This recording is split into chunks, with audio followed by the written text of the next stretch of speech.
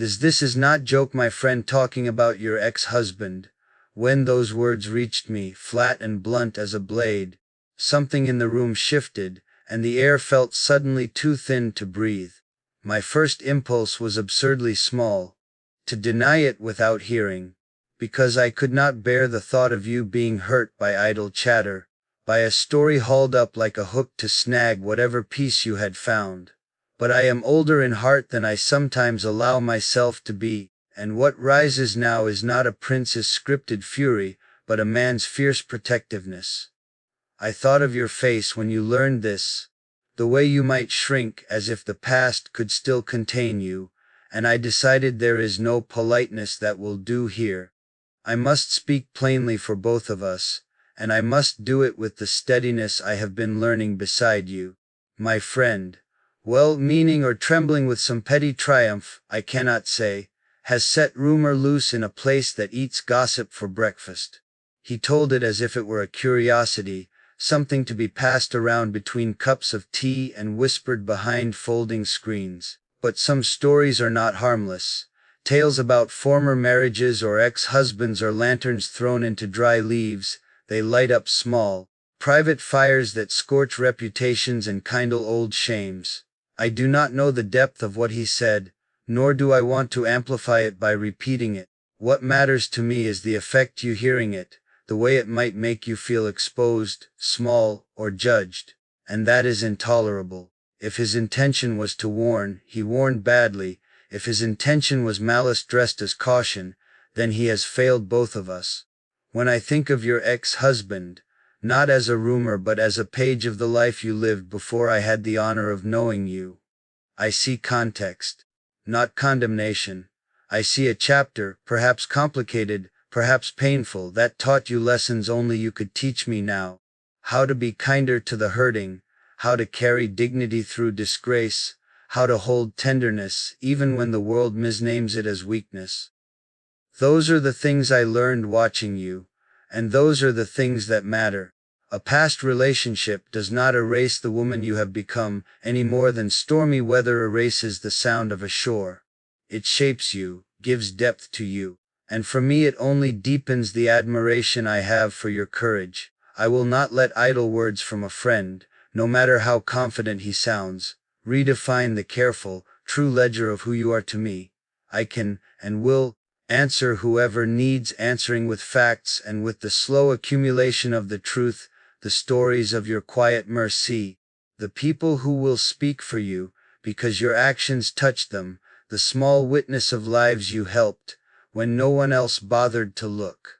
Let them trade scandal, I will build a quieter, sturdier testimony. If our world insists on making spectacle from private history, we will meet spectacle with the nobility of patience and the currency of real deeds. Still, I confess there is a human part that aches, not from jealousy, not from the insecurity of a lover, but from the tenderness of someone who has seen you reclaim yourself from hardship. I hate the idea that your past might be catalogued and sold as fodder by those who do not know the whole story. I hate that anyone would think that the road you walked before you found yourself at my side could make you less deserving of respect. That hatred turns quickly into determination. I will make it my business to ensure that our household, our servants, and those who have the ear of influence know to refuse gossip and to demand decency. So I will speak to my friend, carefully at first, because I value the frayed threads of old loyalties, and then more firmly if he does not understand the gravity of what he has unleashed. I will ask him where he learned it, what proof he holds, and why he thinks this is a story to be cast rather than a wound to be tended. If his words were meant to protect me, he has failed. If they were meant to wound, he will have to account for that cruelty. Either way, I will not allow his complacent chatter to harm you. I will not let a careless mouth be the instrument that rewrites the life you have rebuilt with such quiet bravery. Above all, I need you to hear me clearly. Do not let this gossip make you small. If you feel shame, bring it to me and I will hold it, not judge it. If you feel anger, I will be the place you can spill it and be safe. If you feel the familiar weight of old pain returning, I will not run from it. I will help you unpack it, put it down piece by piece until it loses its power. This is not a prince's promise for the public gallery. It is a man's vow in the hush of his chest. Your past is part of you, yes, but it is not the sum of you. And if anyone dares treat it as such, they will find me an inconvenient obstacle in their orchard of gossip. I can feel the weight of his words even before I repeat them in my mind. My friend spoke about your ex-husband, as though he knew the truth better than I ever could. The moment those words reached me, I felt an ache stir inside my chest. It wasn't jealousy in its simplest form, it was deeper, heavier. It was the realization that someone else had shared a part of your life before I had even walked into it. And yet, as much as the thought burns me, it also grounds me, reminding me that you lived, endured, and survived things that shaped you into the woman standing before me today. I want you to know something. I do not measure you by what has happened in your past. I do not carry your history like a burden, nor do I see your scars as blemishes. I see them as proof of your resilience, of the storms you've walked through when others might have broken. The very thought of him, of that part of your story, might make my blood boil, but it does not make me step away. Instead, it pulls me closer, because I know how much strength it must have taken for you to walk out of that chapter and stand tall again. There's a fire inside me, yes, but it isn't directed at you. It's at the man who once had you but never understood your worth. I can't erase the fact that he was a part of your yesterday, but I swear, with every breath in me, I'll make your today and tomorrow so luminous that the shadow of him won't matter anymore.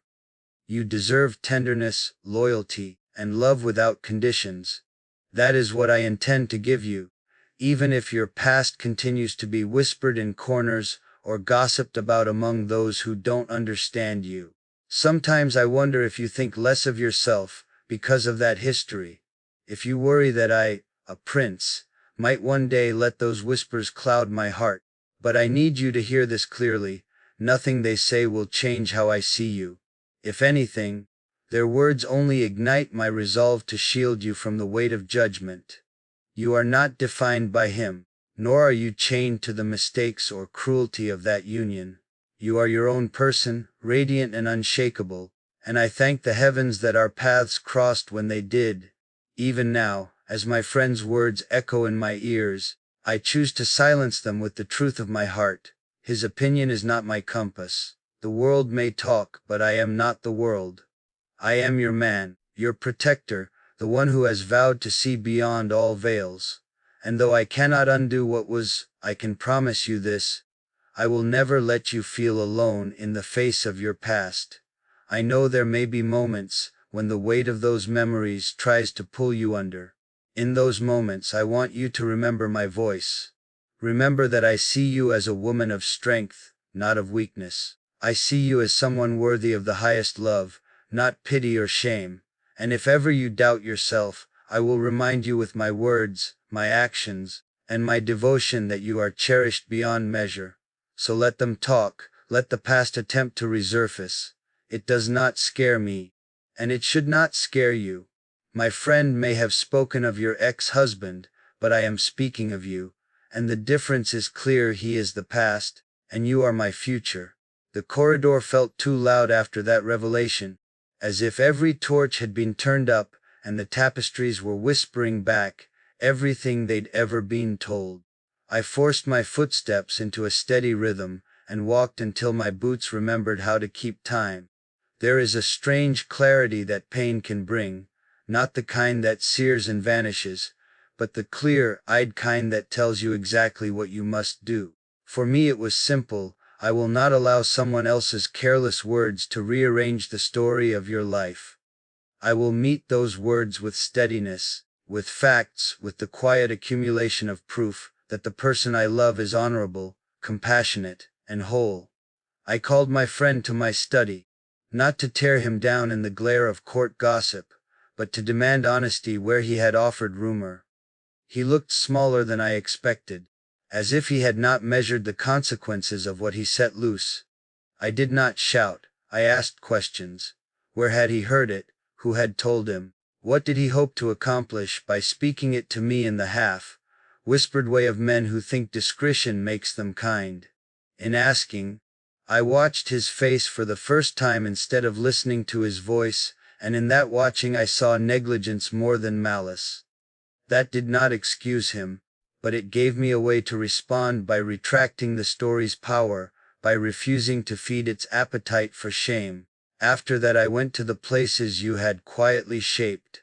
The infirmary where you mended hands and tempers without fanfare. The schoolroom where children now read with confidence, because of a woman who stayed to teach. The small home where a widow found bread and solace.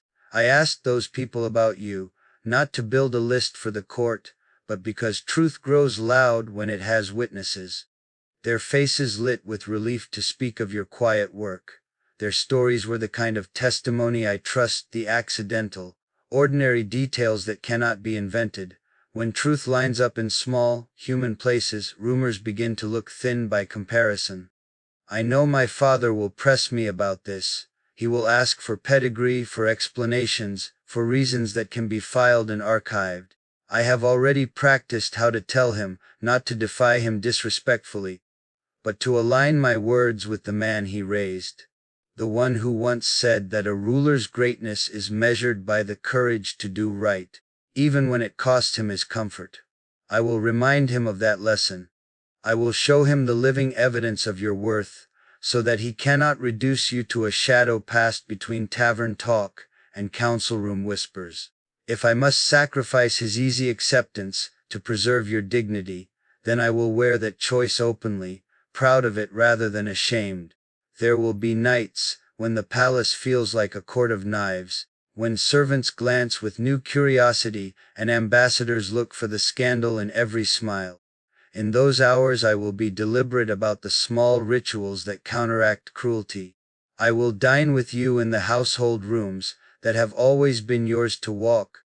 I will introduce you by name and by deed in rooms that used to turn their faces, and I will refuse to tolerate jokes made at your expense. It is a patient work, this reclaiming of dignity.